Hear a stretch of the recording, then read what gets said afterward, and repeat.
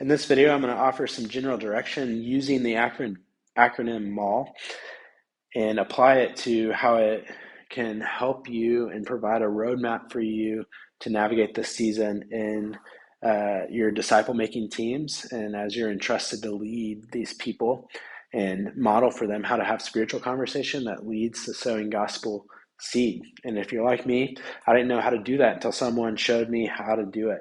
They brought me with them. They said, you don't have to do anything, just watch me do it.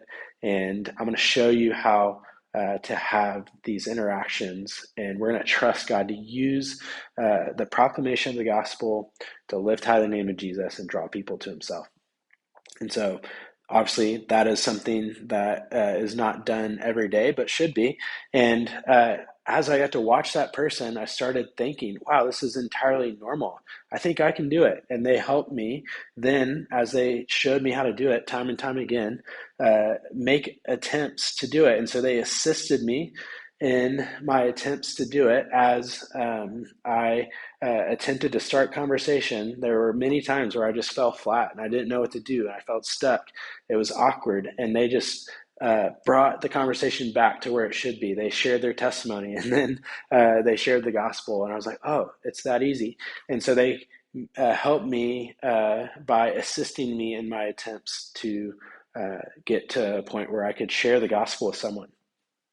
And so as they assisted me, they kept modeling for me. They brought me to a point where they were like, hey, I think this next conversation, you can do it. I'm going to be there and I can help, but I want you to do it all the way through and I'm going to watch you do it, even if it falls flat, and that's okay. We can trust God with that.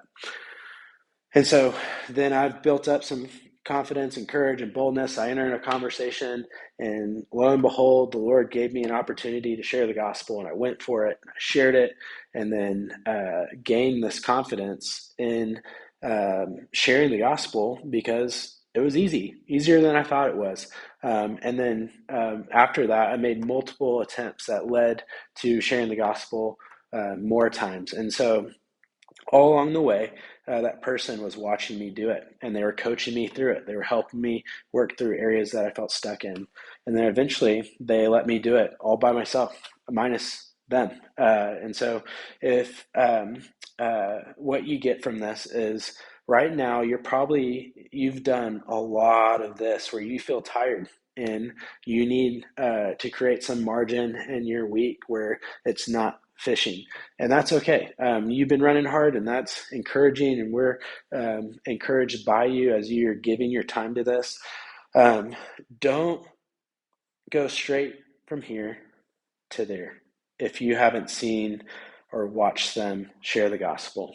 That would be my encouragement to you, because if you're going to leave without having, you've showed them how to do it, but you haven't seen them do it, then when you send them out, then they're not going to, they may make attempts, but you're not there to help them work through it. And so I would, the moment I see them do it once or twice, then maybe I have more confidence to leave and the next week send them out on their own. So what that could look like practically is I know Carson Coe can share the gospel. I've seen him do it. And I know Alec can do it. So I'm going to team them up this next week and send them out on their own, minus me. And then they go out and they are a duo worth noting, and they share the gospel 10 times. And they come back, they report, and they share what God did and how they're encouraged by it, where they felt stuck. And I'm going to coach them through that, and I'm going to build them up and encourage them as they and celebrate with them in that time. But even in the leaving, I'm still going to offer coaching and help them troubleshoot and encourage them as they've gone out by themselves. And then maybe the next week I'm going to say, hey, Carson, go with Ethan.